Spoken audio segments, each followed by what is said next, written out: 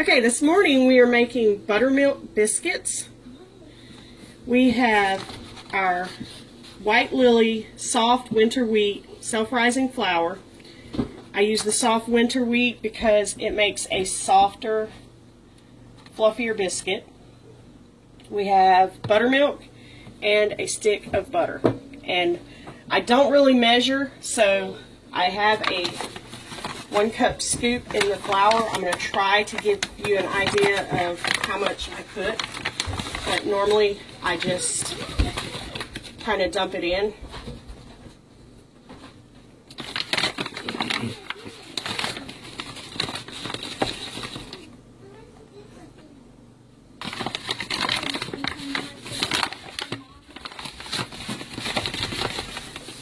So about 3 cups of flour. And more for rolling out, so don't put that away.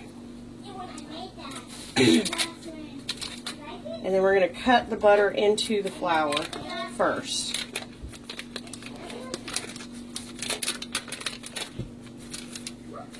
With my pastry blender. And this is cold butter, so it's a little hard to start off with, but you just want to cut it in until you get about a pea-sized look to your flour and butter.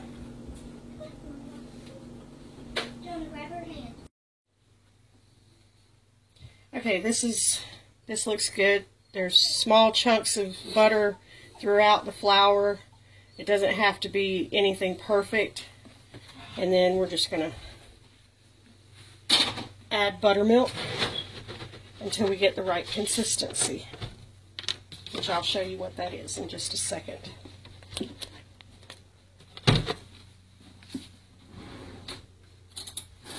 We'll start out stirring with a spoon. I'm sorry about the coughing. We've all had colds. And you see, it doesn't take a lot of buttermilk to get this to where we want it. That was maybe a half a cup of buttermilk. And this is just about perfect. You want it a little sticky, but easy to work with. Remember, we are going to be adding more flour, so you don't want it too dry.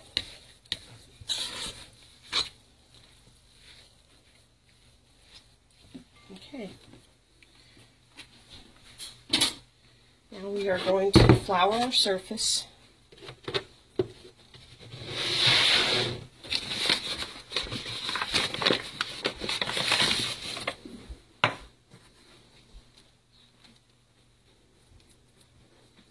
We're going to pull this out onto the counter.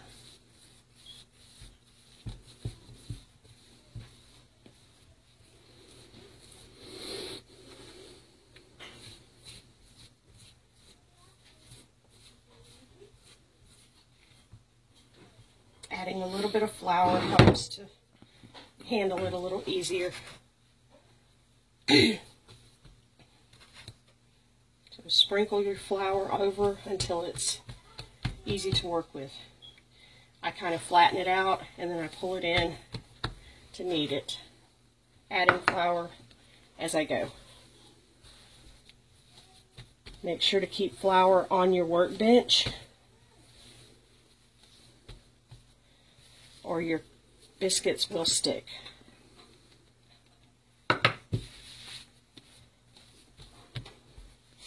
All we are looking for is for this not to be sticky anymore.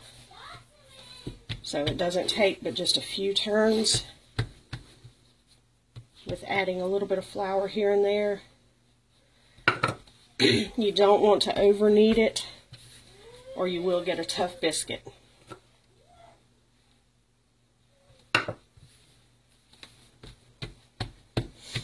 And that's pretty much it. We're going to butter our pan so that our biscuits don't stick. And I'll just take a pat of butter and rub it across the pan until it's well coated.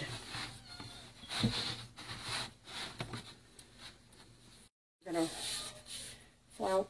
we're going to flour our rolling pin, and then we're going to start rolling this out to the desired thickness, and that totally depends on how thick you want your biscuits.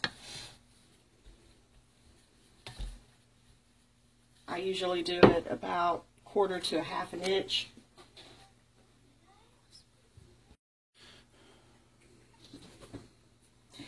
I have one of these little biscuit cutters and just dip it in the flour to help keep it from sticking. And do not twist when you are cutting them out.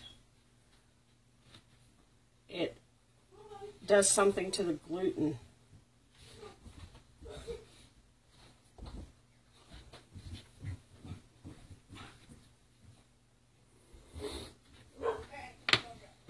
And then I just transfer them to the already greased cookie sheet.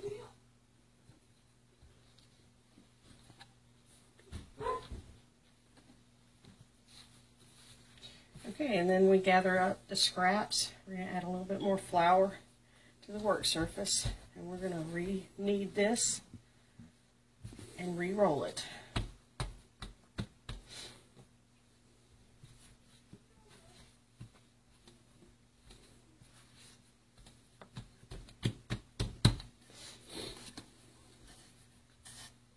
And when you're working with this dough, you're going to notice the big chunks of flour, the big chunks of butter, excuse me, in the dough.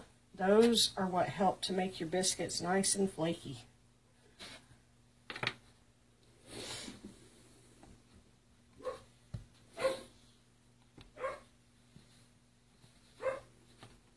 And you just continue re-rolling and cutting until your dough is all gone. Then we're going to bake these at 350 degrees until they're golden brown.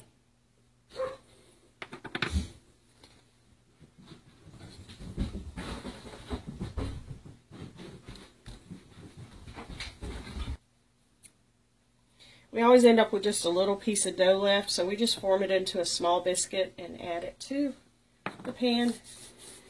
And this is ready to go into a 350 degree oven.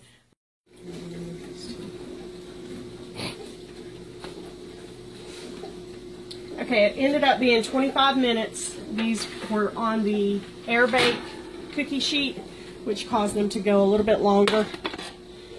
I took them out about a minute before they were totally done, and I buttered the tops, but they are nice and golden brown, and golden brown on the bottoms. And so we're going to have biscuits, bacon, and scrambled eggs for breakfast. Sorry about the noise from the dishwasher, but this is what the biscuits look like. You see the flaky, how they just come apart in layers. Nice and fluffy.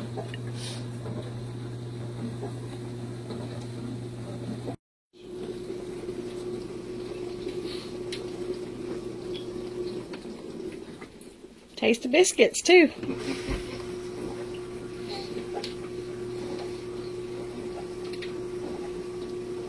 Got 2 thumbs up from Jonah. And Jenna's too busy eating her biscuit to give us a thumbs up. How is it, Jenna?